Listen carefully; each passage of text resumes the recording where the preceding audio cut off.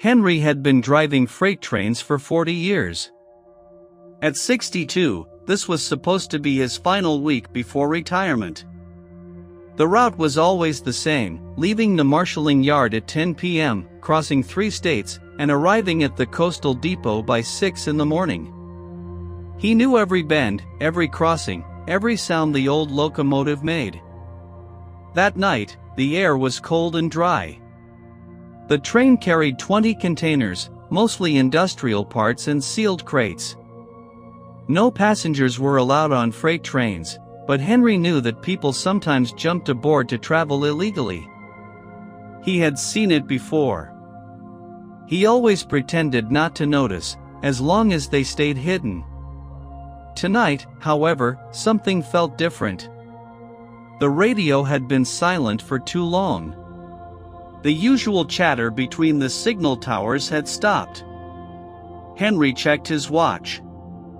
11:15. He was exactly on time. He poured coffee from his thermos and looked out into the darkness. The headlights cut a narrow path through the night. Then he saw it. A shape on the tracks ahead. Not an animal. Too large. Henry pulled the emergency brake. The train screamed and slid, metal on metal, sparks flying. When it finally stopped, he grabbed his lantern and climbed down. His knees hurt from the years, but he walked forward. 50 meters ahead, a body lay beside the rail. A woman, young, still breathing. Her lips moved. Henry knelt. She whispered a warning that the killer was still on the train and had a case with him. Then her eyes closed. Henry did not panic. 40 years on the railway had taught him to stay calm. He checked the woman's pulse. It was weak but steady. He could not leave her on the tracks. He lifted her with effort and carried her back to the locomotive cabin. There was a small bench behind the driver's seat where he sometimes slept during long waits. He laid her down and covered her with his coat. Then he reached for the radio to call for help. The radio was dead. Not static. Not interference. Dead. Someone had disconnected the power cable. Henry knew every wire in that cabin. The cable had been pulled out, not broken. He plugged it back in, but the radio remained silent. The antenna line had been cut. He looked at the woman again. Her face was pale, her clothes torn. She wore no shoes. Her hands were clean, which meant she had not been working on the tracks. She had been placed there. Or she had jumped from the train. Henry stood up and stared out the window. The train had 5 cars. Each car was a long container on wheels. Between the cars were narrow walkways with metal grates. Someone could walk from one end to the other if they were careful. Henry had 3 other crew members, a brakeman named Lewis, a maintenance worker named Omar, and a trainee named Derek. They were supposed to be in the rear cabin, 2 cars back. Henry tried his flashlight. It worked. He stepped out onto the walkway. The wind was cold. He locked the cabin door behind him, leaving the woman inside. He had 1 hour until the next scheduled maintenance stop where police could meet the train. But first, he had to find the killer. Henry walked carefully along the narrow walkway between the first and second containers. The train was completely stopped. The silence was heavy. He could hear his own breathing and the creaking of metal cooling down. He reached the second car and climbed the ladder to the top. The containers were sealed with heavy locks. No one could hide inside without breaking the seals, and the seals were intact. That meant anyone hiding was either on the walkways, on the roof, or inside the rear cabin with the other crew members. Henry continued to the third car. The wind picked up, and he had to hold the rail tightly. His old hands were strong but stiff. He thought about the woman's warning that the killer was on board and had a case. What case? A suitcase? A weapon case? She had not explained. Henry reached the fourth car and saw a light in the distance. The rear cabin. He shouted the names of his colleagues, but no one answered. Henry's heart beat faster. He moved as quickly as he could. When he finally reached the rear cabin door, it was slightly open. Inside, the cabin was a mess. Papers scattered, a chair overturned, and on the floor, Louis lay unconscious. Henry checked his pulse. Alive. A bruise on his temple. Someone had struck him. Omar and Derek were gone. The back door of the cabin was open, leading to the last walkway. Henry looked out. The last container was a refrigerated unit, humming softly. Its door was not sealed like the others. The lock was broken. Henry took a deep breath. The killer was probably inside that container. And he had the case. Henry did not enter the refrigerated container immediately. He had no weapon. He was a train driver, not a police officer. He thought about going back to the locomotive to check on the woman, but he also knew that time was running out. The maintenance stop was 40 minutes away. He needed evidence. He needed to identify the killer. He looked around the rear cabin for anything useful. In a drawer, he found a heavy wrench and a flashlight with fresh batteries. He also found a roll of duct tape. He used the tape to secure Louis to a support pole to prevent him from moving in case he woke up confused. That was for his own safety. Then Henry stepped out onto the last walkway. The refrigerated container hummed loudly. The broken lock hung loosely on the hasp. Henry pulled the handle and opened the door slowly. The interior was dark and cold. He pointed his flashlight inside. The container was empty except for a metal box bolted to the floor and a man sitting in the corner. The man was Derek, the trainee. He was young, 23, with red hair and freckles. He had joined the crew only 3 weeks ago. Derek looked up at Henry with wide eyes. His hands were tied with zip ties, and his mouth was taped. Henry approached carefully and removed the tape. Derek gasped and explained that Omar was the killer. Omar had hit Louis, tied Derek up, and taken a gun. Then he had gone toward the locomotive, saying something about a woman. Henry understood immediately that the woman in his cabin was in danger. Henry's blood ran cold. The woman was alone in the locomotive cabin, unconscious and defenseless. Omar, the maintenance worker, had been with the company for 12 years. He was quiet, reliable, never caused trouble. Henry had trusted him. Now Derek had revealed that Omar had a gun and was heading to kill the woman. Henry had to make a choice. He could free Derek, but that would take time. He could run back along the walkways, but Omar had a head start. Henry looked at Derek's zip ties. They were tight. He used the wrench to break them. Derek stood up, rubbing his wrists. Henry told Derek to stay with Louis and lock the door. Then Henry ran. He ran along the walkways as fast as his 62-year-old legs could carry him. The metal grates shook under his feet. The wind howled. He passed the fourth car, the third, the second. His lungs burned. He had not run like this in decades. When he reached the first car, he saw that the door to the locomotive cabin was open.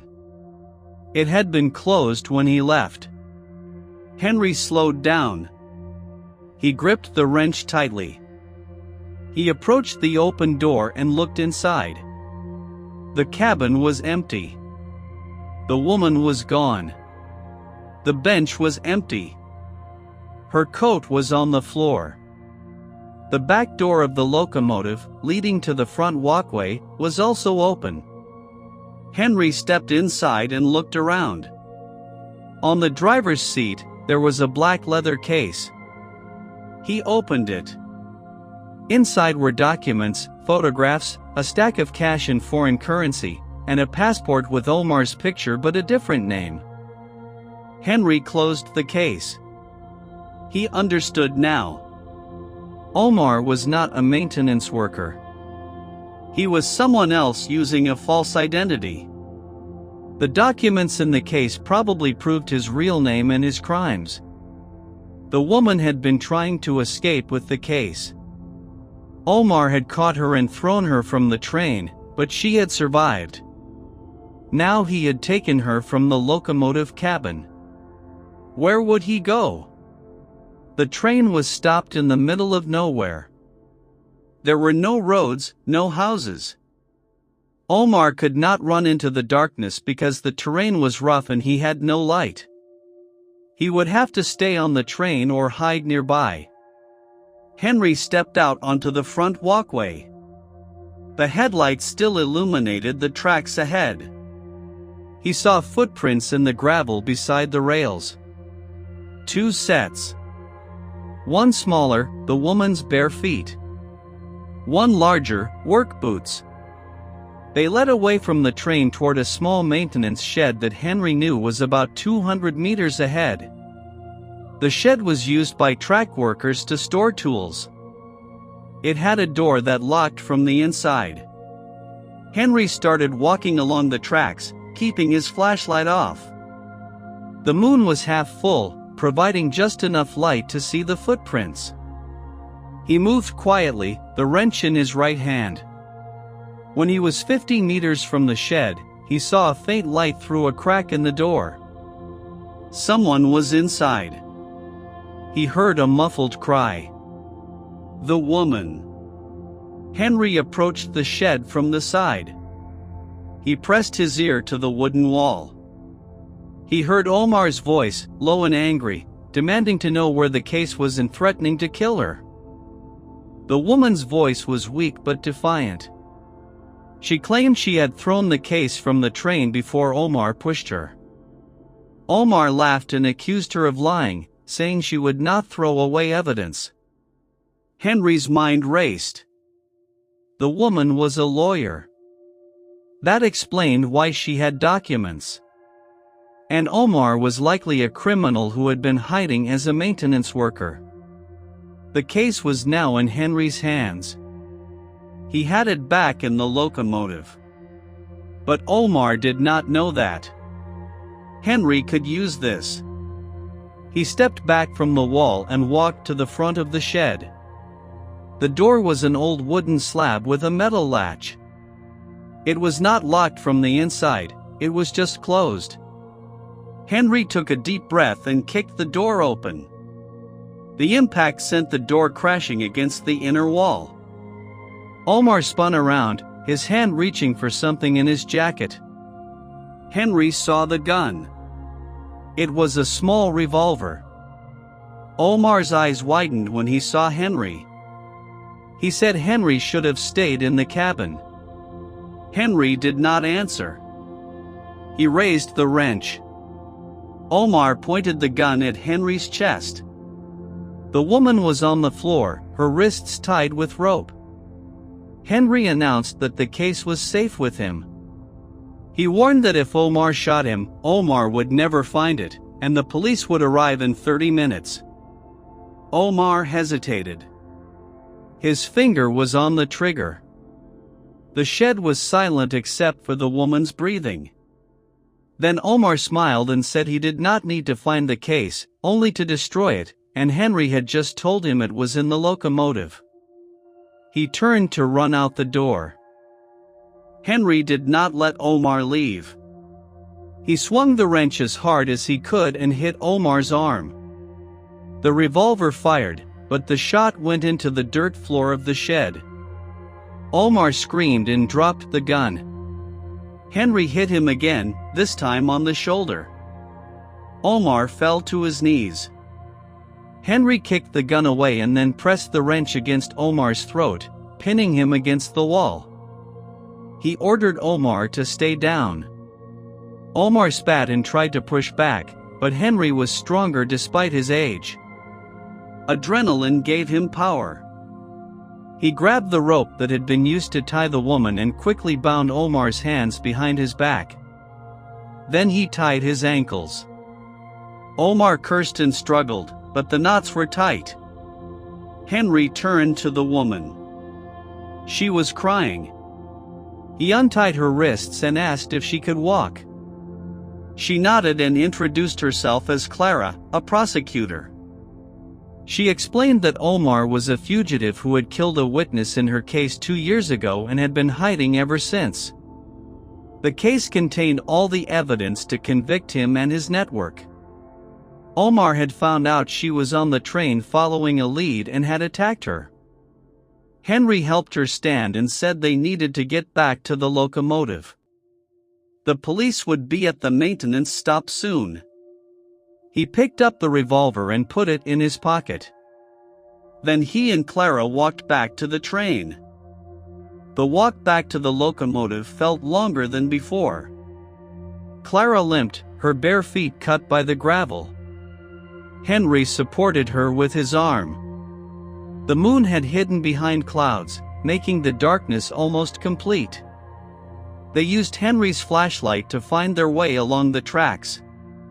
When they reached the locomotive, Henry helped Clara sit on the bench. He found a first aid kit and cleaned the cuts on her feet. Then he checked on the case. It was still on the driver's seat, untouched. He opened it again and looked at the documents more carefully. There were bank statements, photographs of meetings between Omar and other men, and a handwritten confession that Omar had signed years ago but never delivered. Clara explained that Omar had been a corrupt police officer in his home country. He had fled after being exposed, changed his name, and gotten this job on the railway to disappear. Clara had tracked him through an old phone number and boarded the train 2 nights earlier without permission. She had wanted to confront him with the evidence.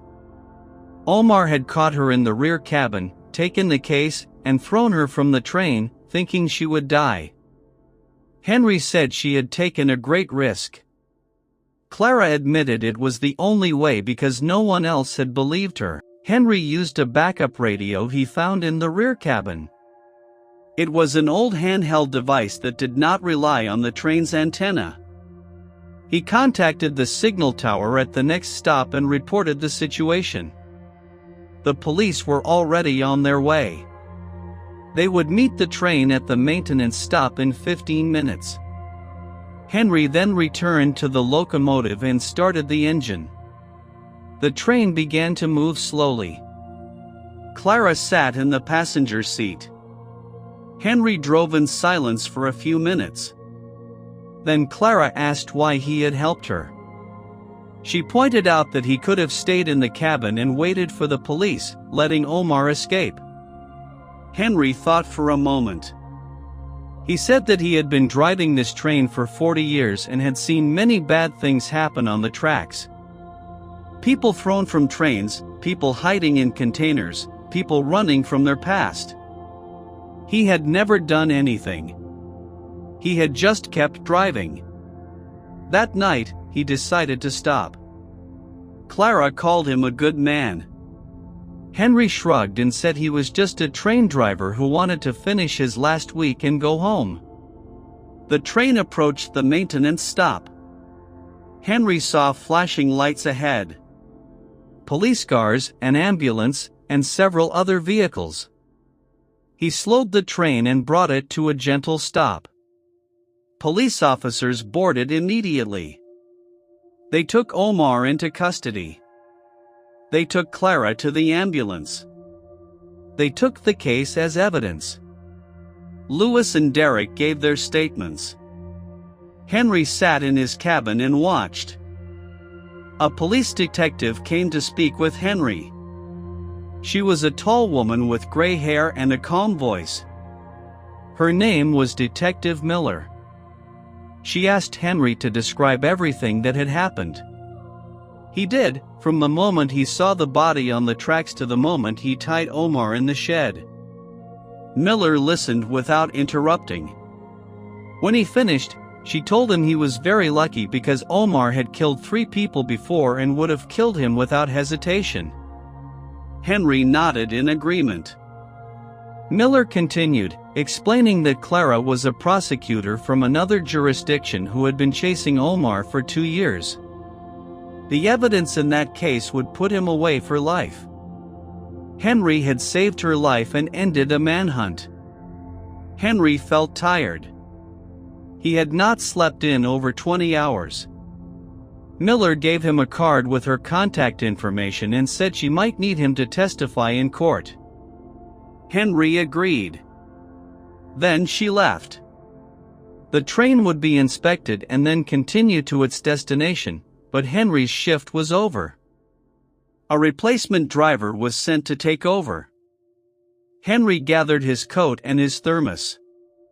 He looked at the driver's seat one last time. He had spent 40 years in that seat. That night had been the most terrifying of his life, but also the most meaningful. He stepped off the train and walked toward the parking lot where his old car was waiting. Henry drove home in silence. The sun was rising. He had not seen a sunrise from his car in years. Usually, he was still on the train. The roads were empty. He thought about Clara, about Omar, about the case.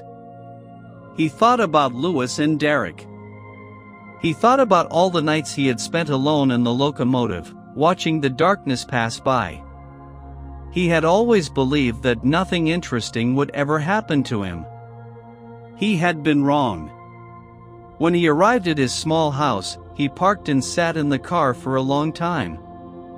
His hands were still shaking from the adrenaline. He went inside, took a shower, and made coffee. He sat at his kitchen table and looked at the calendar on the wall.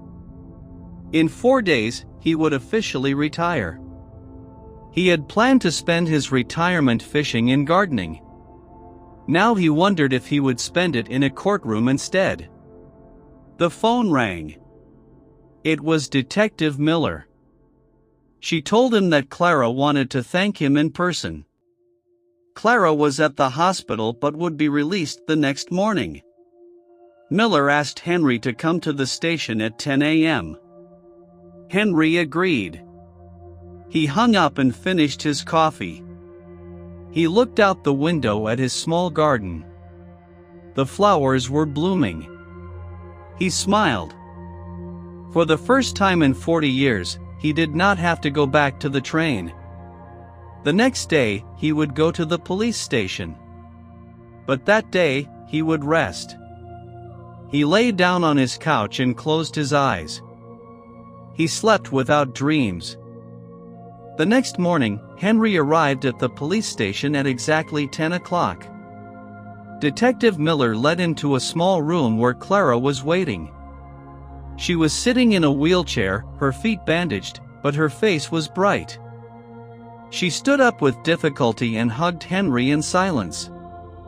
Then she thanked him for not leaving her on the tracks. Henry patted her back gently and said she was welcome. Clara then told him that Omar had confessed to everything. The case contained evidence against 5 other people, including a judge and a former police chief. Clara's investigation would now expand. She would need Henry's testimony, but not for months. Henry said he would be available. He was retired now, after all. Clara laughed. Then she became serious and asked again why he had risked his life for a stranger. Henry thought for a moment. He remembered the first time he had seen a body on the tracks years ago. He had done nothing. He had driven away. That memory had haunted him. He said it was because he was tired of doing nothing. Clara nodded. They shook hands. Henry left the station and walked to his car. He looked up at the sky. It was a clear blue day. He got into his car and drove to the lake where he used to fish as a child. He sat on the shore and cast his line into the water. He did not catch anything. But he smiled. He had ended his career not as a man who drove past the world, but as a man who had stopped. And that made all the difference.